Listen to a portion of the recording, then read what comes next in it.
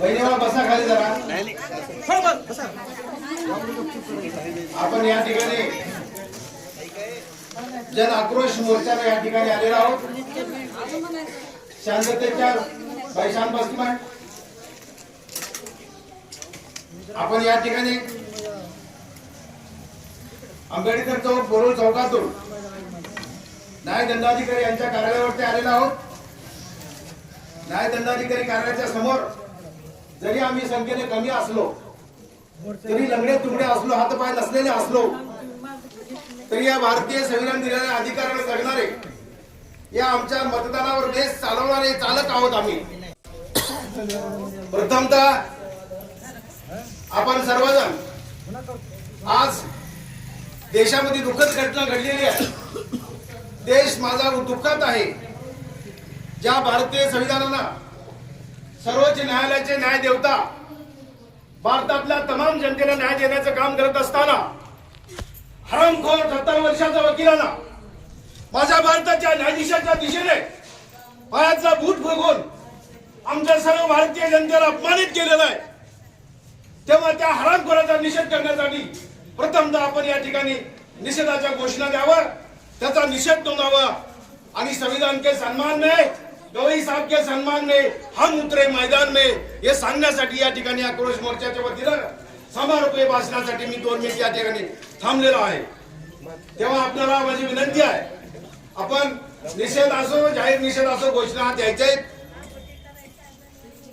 हरामखोर राकेश या वकिलाचा जाहीर निषेध असो, जाहीर निषेध असो, निषेध असो, निषेध असो, निषेध असो, निषेध असो म्हणा.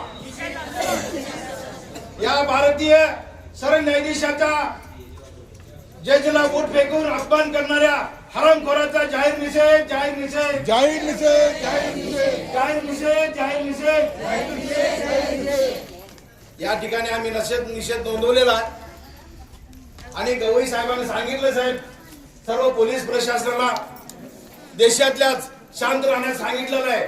नंतर आज भारत पेटला असता, पण भारत पेटवायच्या अवलादीचे नाही. प्रज्ञाशील करुणा आज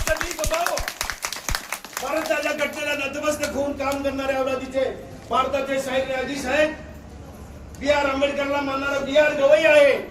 त्यांच्या संविधानावर काम करणाऱ्यांच्या आज भावना दुखावल्या असतानाही त्या बहादर न्यायाधीशाने सांगितलं, त्या वकिलाला सोडून द्या, त्याच्याकडे कागद त्याला परत द्या, त्याचं बूट त्याला परत द्या. अरे काय हृदय आहे.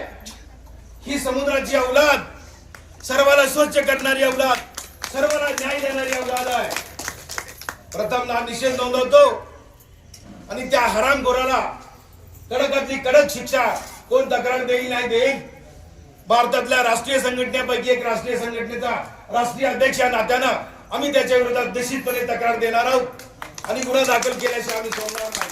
कारण आमची भावना दुखावली आहे, आमच्या मनाला चोट भरलेली आहे. गवई साहेब माफ करत असतील, आम्ही माफ करणार नाही. कारण माहित आहे पोलीस अधिकारी साहेबांना, एखाद्या मर्डरचा फिर्याद घरचे कोणी होत असतील तर दुसरा कोणीही मर्डरचा फिर्यादी होऊ शकतो आणि त्याचा FIR फाडू शकतो. हे भारतीय संविधान, त्याला अनुसरून असलेले कायदे सर्व अंगीकृत आहेत. त्या कायद्याची या ठिकाणी संघटनेचे राष्ट्रीय जिल्हाध्यक्ष दशरथ भाऊ कांबळे, या मोर्चाचे आयोजक, सर्व संघटनेचे प्रमुख तथा बालाजी बनसोडे आयुष्यमान, वसंत बिबिनवरे, माझ्या संघटने प्रसिद्धी प्रमुख गिरधर गायकवाड भाऊ, त्याचबरोबर DN कांबळे शाहीद यांनी आता शाहिरातून खूप सुंदर असं भाषण केलं. दंतरवे भाऊ, ज्या माझ्या भगिनी आलेत, भाऊ आलेत, सर्वांचं नाव घेणं शक्य नाही. तानाजी भाऊ कांबळे, माझा भाचा आताच बिबिनवरेने खूप सुंदर असं भाषण केलं, त्यानं दाखविलं. सचिन सूर्यवंशी, या सर्वांचे या ठिकाणी मी स्वागत करतो. कारण हा मोर्चा आयोजन करणं मी साधी गोष्ट नाही. एवढं लोक इथवर आणणं मी साधी गोष्ट नाही. कोणी बी काही करू शकत नाही.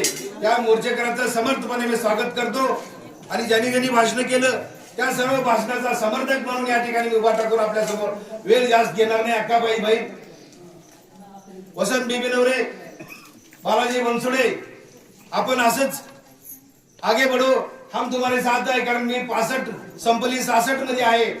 1 ऑक्टोबर माझा वाढदिवस असतो. मी महात्मा गांधीच्या अगोदर जन्मलेला, महात्मा गांधी माझ्या नंतर जन्मतात. त्याच्यामुळे याच्यानंतरचं सर्व आपण देशात तालुक्यात ही सर्व चळवळ निराधारांचा आधार व्हा.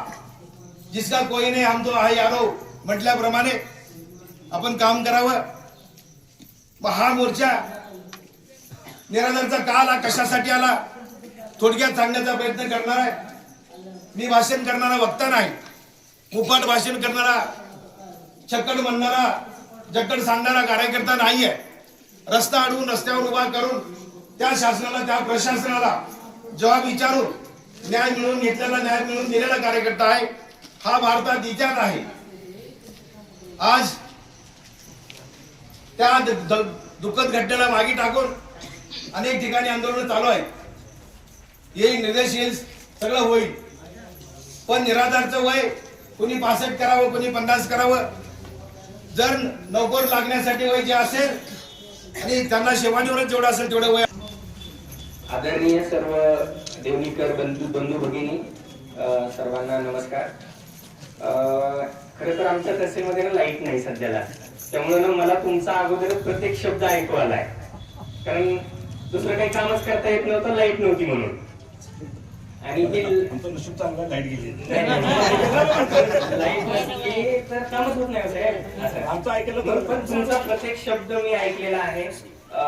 तुमचा प्रत्येक जे खूप सारे विषय होते मी लिहून पण घेतले.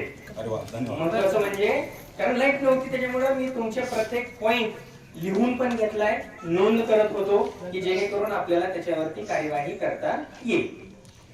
तर सर्वात महत्वाचं आहे की मीच सांगतो डायरेक्ट, कारण कसं असतं हे तुम्हाला माहित असणं खूप गरजेचं आहे.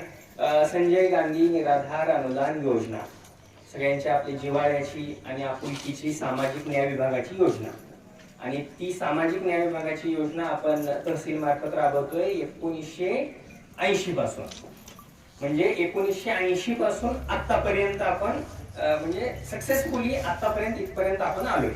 पण आता बदल काय झालाय, पूर्वी जसं आता तुम्हीच म्हणलं, सगळं सांगितलं तुम्ही, आता तेच मी काय सांगतो. आता बदल झालाय त्याच्यामध्ये की आजपर्यंत ऑफलाईन होती, आता कसं झालंय, आता ऑनलाईन झाले.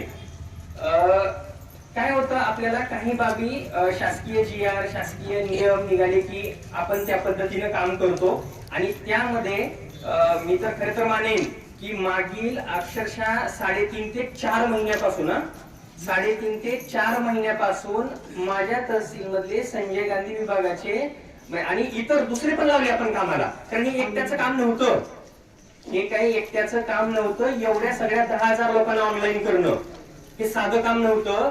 तर आपण तिथं अक्षरशः शनिवार असो, रविवार असो, सुट्टी असो, काही असो, आपण त्याला ते ऑनलाईन करायला बसवलं. आणि आज माझ्या हातात हे घेऊन पण आलोय तुमच्यासाठी. कारण कसं असतं, आपण हे तुमच्यासाठीच करतोय. आणि ह्याच्यातले काही राहिले तर काय हे पण मी अगोदरच मान्य करतो. बघा, मी असं म्हणत नाही की 100% झाले, आपल्याला काही 1% राहिलाय ते पण आपल्याला 100% करायचंय. तर मी सरळ साहेबांना जिल्ह्याची शीट दाखवतोय तुम्हाला. कारण कसं असतं, सगळ्यांना माहित असणं पण खूप गरजेचं आहे. मी मान्य करतो अडचणी आहेत. जसं मग तुम्ही एक उदाहरण सांगितलं 80 वर्षाचं वगैरे, ही खरी गोष्ट आहे, मला माहिती आहे काय अडचण आहे. कारण मी संजय गांधी विभागात दररोज बसतोय, दररोज जातोय, दररोज बघतोय की तिथं आपण बघतोय काय अडचणी आहे. की आम्हाला कधी कधी वाईट वाटतं की इथं येऊन बसल्यानंतर तो खरं सांगता लागत नाही. हो म्हणजे तुमचे पेपर किती महिने झाले देऊन? लाभार्थी तुम्हाला किती महिने झाले? 4 महिने झालं. ऑनलाईन झाले का तुमचं? एक लाभार्थी 4 वेळा मी एक याच्यामध्ये ऍड करतो, आपण नक्की 100% करू. हे माझ्या समोर एक शीट आहे, नाही आवर्जून कसं आहे तुम्हाला, तुम्ही म्हणजे मीच आहे ना. आणि हे मी नोटीस बोर्डवर पण लावलंय, इथं बाहेर चिटकवलंय, तुम्हाला माहित असावं. तर आपल्या देवणी तालुक्याची फक्त इथं लाल केलेली टक्केवारी बघा आपल्या कामाची 99.44% आहे. बघा 99 नाही, आधार बँक लिंक टक्केवारी म्हणजे आपण एवढं काम केलंय. हा, पण राहिलेलं बी आहे ना, ते पण सांगतो. नाही सगळे आतापर्यंत नाही, ते सुद्धा ह्याच्यामध्ये आहे साहेब, ते सुद्धा आहे. आता राहिलेले सांगतो. हो बरोबर आहे ना. माझं एवढं फक्त ऐका, मी तुमचं प्रत्येक गोष्ट ऐकतो. याच्यामध्ये ना संजय गांधी निराधार अनुदान योजना सर्वसाधारण अनुसूचित जाती अनुसूचित जमाती याच्यामध्ये 12 लाभार्थी आणखी शिल्लक आहेत. परत याच्यामध्ये 99.44 आणि प्रत्येक योजनेनी आहे वेगळं आहे. याच्यामध्ये मात्र इंदिरा गांधी राष्ट्रीय वृद्धापकाळ योजना 98.32 आणि साहेब थोडं एक नजर टाकूया आपण जिल्ह्याच्या इतर आकडेवारीवर. आपला आकडा बऱ्यापैकी म्हणजे चांगला आहे, सगळ्यापेक्षा म्हणत नाही, पण आपण 1-2 नंबरला कायम राहण्याचा प्रयत्न करतोय. आणि त्याच्यामध्ये 66 बाकी आहे, हे पण मी मान्य करतोय. आणि हे आता तहसीलला यायचं नाही साहेब, मी घरी पाठवतो माणसं, आता मी तुमच्या घरी पाठवतो. माझा ऑपरेटर असेल एक जो राहिलाय ना याच्यामध्ये, हे राहिलाय म्हणतो मी, माझ्याकडे 66 आणखीन बाकी आहे. हा एक लाभार्थी ऑनलाईन करून घेण्याची जबाबदारी माझी आहे, आमच्या पूर्ण तहसीलच्या टीमची आहे. आणि ती 100% करणार. साहेब तुम्ही रविवारी या, हो शनिवारी या. रविवारी शनिवारी तो जर प्रदीप कांबळे नसेल तर त्याला मी सांगितलेलं आहे, तू जर इथं नाही दिसला म्हणजे बसलाच पाहिजे शनिवार रविवार, त्याच्याशिवाय काम उरकत नाही. आणि डे नाईट बसून शनिवार रविवार बसून आपण इथपर्यंत पोहोचलोय. आता थोडं शिल्लक राहिले. आता माझी तुम्हाला विनंती की आम्हाला एक थोडा वेळ द्या, की ह्यांना सुद्धा दिवाळीच्या नाही आत्ताच 1 आठवड्यामध्ये हे 100% करण्याची जबाबदारी तहसीलची आमची. एवढं माझं सांगितलं. आता इतर बऱ्याचशा योजना आहेत बरं का. आता जसं तुमचे खूप मोठे विषय होते, तर माझी सगळ्यांना विनंती आहे, तुमचे विषय आजच्या आज शासनाकडे माननीय जिल्हाधिकारी यांच्याकडे तात्काळ पाठवले जातील आणि तुमच्या भावना तिथपर्यंत पोहोचविल्या जातील. 100% आजच तुम्हाला पत्र देतो, सर्व तुमचे विषय तिथपर्यंत कळवतो. धन्यवाद.